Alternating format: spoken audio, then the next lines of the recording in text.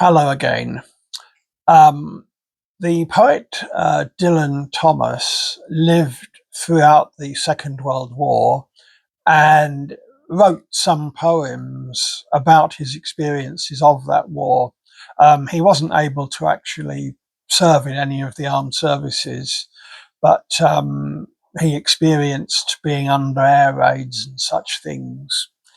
So I'm going to read two poems by Dylan Thomas concerning the war. The first of them is a refusal to mourn the death by fire of a child in London. Never until the mankind making, bird, beast, and flower, fathering and all humbling darkness, tells with silence the last light breaking, and the still hour is come of the sea tumbling in harness. And I must enter again the round Zion of the water bead, and the synagogue of the ear of corn. Shall I let pray the shadow of a sound, or sow my salt seed in the least valley of sackcloth to mourn the majesty and burning of the child's death?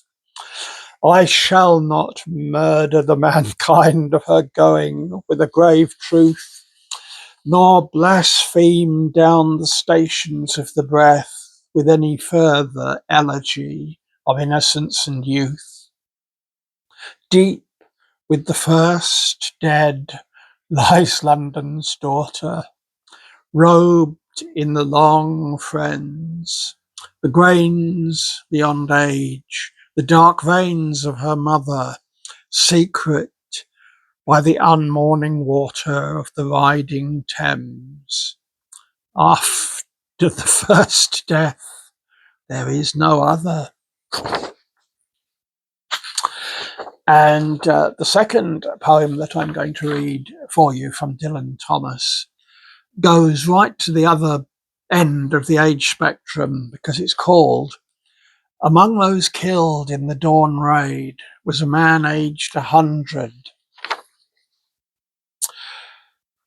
When the morning was waking over the war, he put on his clothes and stepped out, and he died. The locks yawned loose, and a blast blew them wide. He dropped where he loved on the burst pavement stone, and the funeral grains of the slaughtered floor tell his street on its back. He stopped a sun, and the craters of his eyes grew spring shots and fire when all the keys shot from the locks and rang. Dig no more for the chains of his grey-haired heart, the heavenly ambulance drawn by a wound. Assembling waits for the spade's ring on the cage. Oh, keep his bones away from the common cart. The morning is flying on the wings of his age, and 100 storks perch on the sun's right hand.